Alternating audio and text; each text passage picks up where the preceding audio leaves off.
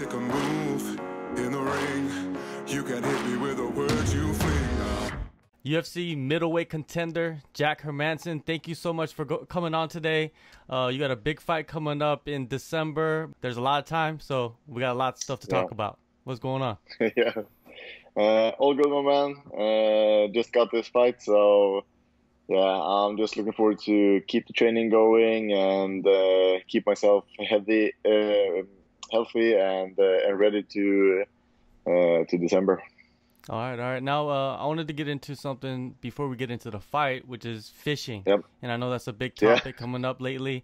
And Gregor Gillespie, you called him out, and I seen that he called you out. Have you guys talked, in the DMs or anything to settle it somehow? No, we haven't yet, actually. So I'm definitely up for it.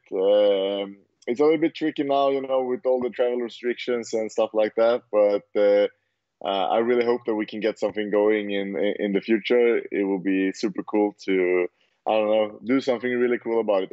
A nice fish-off, televised, ESPN, I don't know.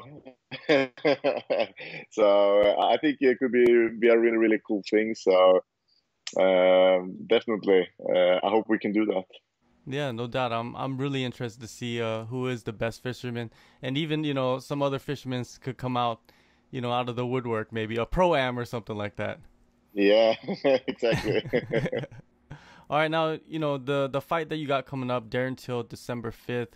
That's a long time away. Many were expecting you to take on or fight Robert Whittaker. Were you thinking the same exact thing?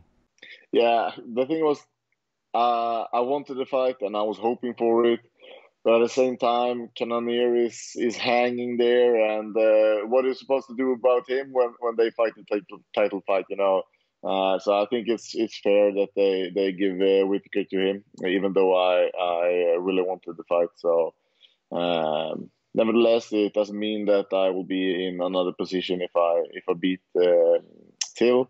It's gonna be interesting to see how it goes there. So I feel like I'm right up there, and after the title fight is done, and after the Cannonier Whittaker fight is done, I feel like if I beat Till, I'm just gonna be lining up in the queue there, waiting for my shot at the title.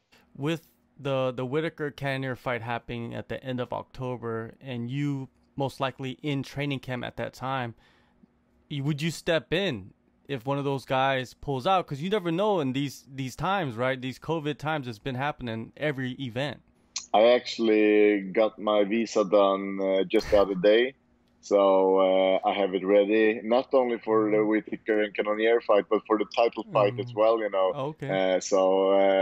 I'm staying ready, and I'm staying busy. So if they should call me, if something should happen, I'm gonna be ready with that. So visa is done, so I'm just waiting for that. And definitely in the Robert Whittaker and Cannonier fight, I would step in there as well. Oh, so you're gonna take the Jorge Masvidal approach, right? 1 week, 5 days. Yeah, I'm always in shape, always ready. I've done it before. I fought Jack Hermansson on 2 weeks' notice. So you got to take your opportunities. Now, you expressed after the last fight that you wanted to come back in October, and I thought that was the perfect time to come back also. But then this fight lines up in December. Is it just because of Darren Till? That's why the fight is scheduled for December? Yeah, definitely. He's been open about he has an injury. So and we don't know. I don't know how healthy he will be before that and so on. So December is a long time ahead, and everything can happen until then. So even if we are scheduled to fight, it's not written in stone. So, but let's hope everything works out and that we can fight in December. The mindset, moving forward as a top 5 guy, are you training for title fights every single time? It doesn't matter who the opponent is. So, like, even if it's Darren Till, you're not really focused on Darren Till. You're focused on everybody. Yeah, definitely. The goal is the title, and that's what's in my mind. And all the guys before that, just obstacles. So I'm always having that title in my mind, and that's my motivation. And whoever has the title, I'm always playing with that in my head and visualizing me fighting them. And so I've been doing it many times before I get there. Now, you yourself, you're a cool, calm, collected guy, always smiling, and you never really get involved with the trash talking, right? And I saw that you posted a picture of you and Till, and you in the caption it read, "Who is the best middleweight in Europe?" And then I looked in the comments and I saw Marvin Vittori write down bullshit. Like, how do you keep yourself away from getting involved in that right there? Exchanging with him. Yeah, Vittori, he has to wait for his turn, and Mm-hmm. if we're scheduled to fight, I might respond to it. Mm-hmm. But right now, I'm not gonna, give him anything. He's not worthy of it yet. So he needs a couple of more fights before I will respond to him. Do you see him as a guy Yeah. that is coming up, a prospect? I don't know if you could say he's a prospect, but a guy that is going to be up there soon? Yeah, he looks decent, but I don't see anything special in Vittorio. He's not a standout in any way. He has pretty good physique. He's okay all round, but he's not specialized in anything. He's not a great striker. He's not a great wrestler. He's not a great grappler. So he's just decent, and I think that he will stay there as a gatekeeper or something like that. I don't see him taking the title. The fight with Darren Till, you have a date, you have the opponent, but the location is up in the air. Most likely it's going to be Fight Island, right? Have you heard anything about that? No, actually not. But I think that's likely. It's very likely. I can't see any other options now. It could be that it could be a Vegas fight, but I don't see why they want to should do that. They've been talking about getting back to Fight Island, so that makes sense. So yeah, that's my guess right there. How do you like that environment of Fight Island in Abu Dhabi, the bubble that they created? There's pretty much nothing to do during fight week. Do you enjoy that? Yeah, the thing is that I'm always trying to create the bubble myself. It's always easy to get dragged with, when you're traveling to a new place and there's a lot of cool stuff to see. And sometimes you like to be busy, but sometimes it takes, all those impressions, and it's heavy on you as well, and you can get tired from it. So I liked it, just being there on the hotel and have the fight in mind. All right, now, how do you see yourself taking out Till? I'm gonna try to dominate the guy. I'm gonna go in there, and hopefully I can create another first round victory.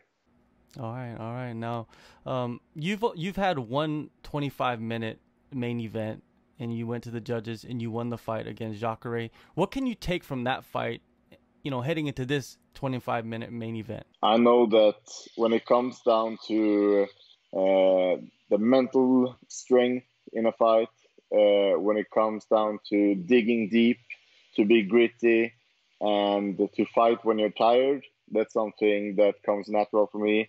And I will never quit or stop or anything just because I feel like my body wants to. Yeah,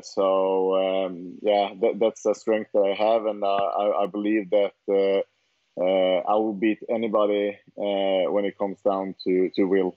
So a 5-rounder is always a advantage for me.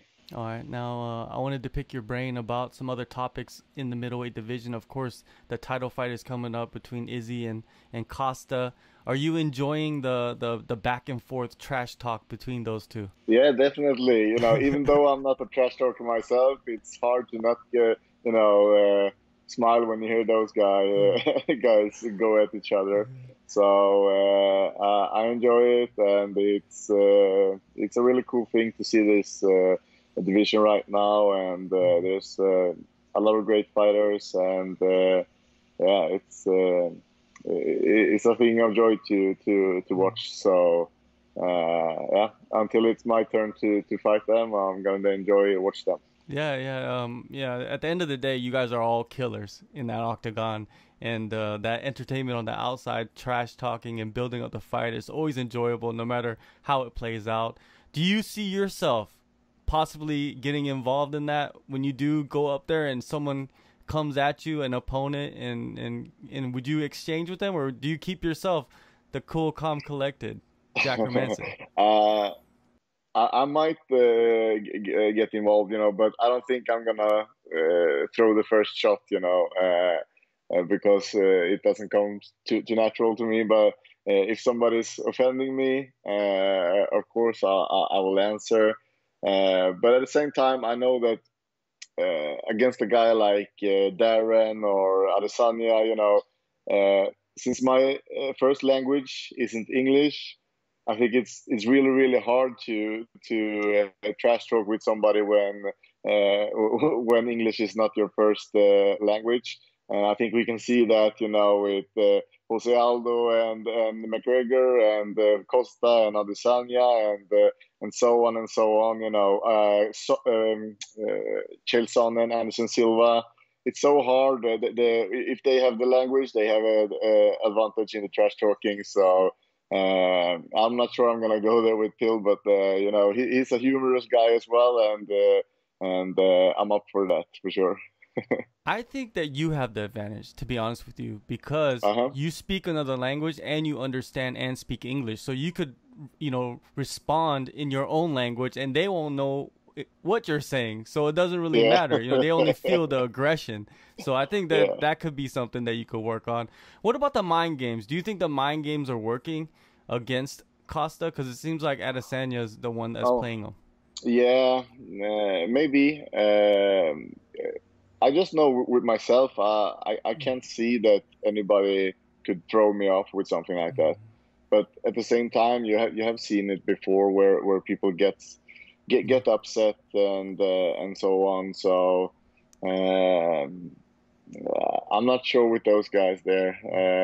Maybe, but only Costa knows how he feels about it. He has some good lines too, though. He's funny. He's pretty good on the mic. Yeah. And it's the same like with the Khabib, even though his English isn't perfect, he's clever with his lines, so it's possible. So do you still see Costa beating Adesanya in the title fight? I still think so.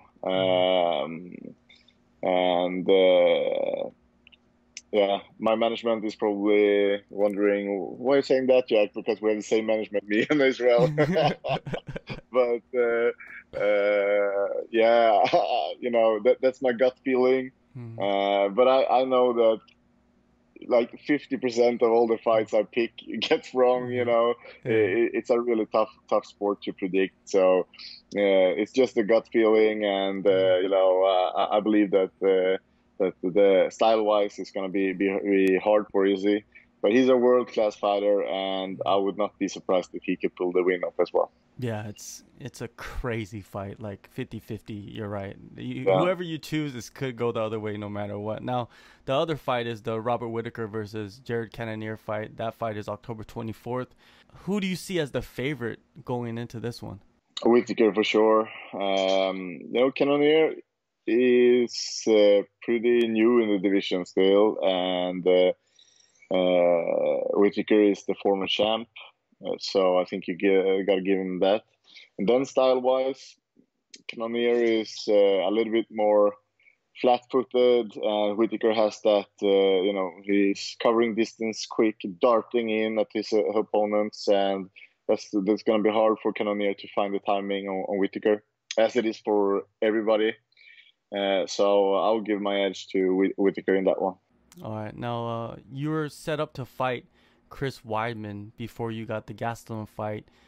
Did you watch his fight against Akhmedov, and what did you think about the performance he had? Yeah, he looked pretty good in that fight. It was a good fight, a all right performance. But at the same time, I can't say that I see the good old Weidman from his best days. When you really looked at him and you could see something special. I feel like he looks a little bit more average these days. Now, Weidman, someone that's connected to Weidman that's coming back is Luke Rockhold. Do you think that's the perfect fight to make for Weidman, like the rematch? Yeah, definitely. That's the fight to make. You know, the guys from the same era that has something to work out there. I would love to see that fight. But Rockhold called me out as well. So, but I think he needs to get back in there and get active before he gets that fight. Because, but I understand that he want to position himself, you know, in a great position immediately. But we will see. I think that's a good first one with Weidman. I would see that one. Yeah. You've been in a position of, you know, in the top 10 for a while, and guys calling you out. How does that feel? You know, before you were on the other side trying to call out other guys to get up there. Now you're in that position. What does it feel like for you? Do you enjoy that? Yeah, that's cool. But you can see how it works. You know, it's always, of course, people from behind. You know, lower ranked opponents. Those are the guys that will call you out. Because they want to climb the ladder. The same thing I wanted, so I can understand that. But it's even cooler if there is a person that it's close to, you know, in the rankings. Like when me and Gastelum we agreed to fight each other, but both wanted it, and me and Till and so on. So, but it's nice that you are a desirable target for the guys coming up in the division. Like Israel Adesanya said, you're the hot chick at the bar, you know, kind of like that, right? Yeah, exactly. Everybody wants you. That was good. Now with Rockhold and Weidman, you mentioned earlier about generations. You know what I mean? Like, do you feel like this generation, you, Izzy, Costa, you know, even Gastelum, this generation that's right here moving forward is just levels above that generation? Yeah, I believe that there has always been, you know, a few good fighters, and you can see the example of GSP and Anderson Silva.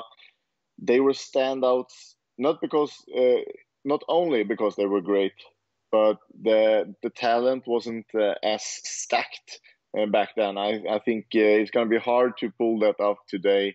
But you can see Khabib and John Jones is still up there and beating everybody's ass. So it's not impossible, but it's getting harder and harder to stay on the top when you get there. Definitely.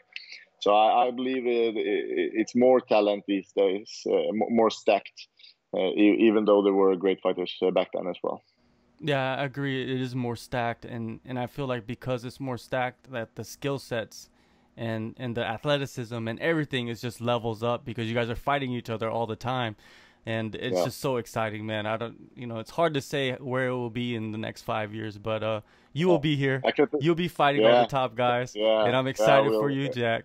It's gonna be interesting to see. You know, you can see the sport is still evolving, and I'm just thinking about from 10 years from now, how great will those kids be that is coming up now. So it's an awesome thing to be a part of this journey right there.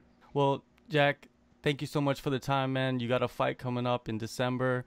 You know, stay safe, you know, away from people, I guess, social distancing, and have a good camp. And if someone pulls out, man, I'm expecting you to be the first one in line to get it, man. You deserve it. To be honest with you, you deserve it. You're in the rankings. You're number 4. There's no one else to call. You're going to be ready. Go in there. Slide I really appreciate it. Yeah, get that opportunity, man. Thank you so much for joining me, and good luck on everything. Thank you for having me. Take care.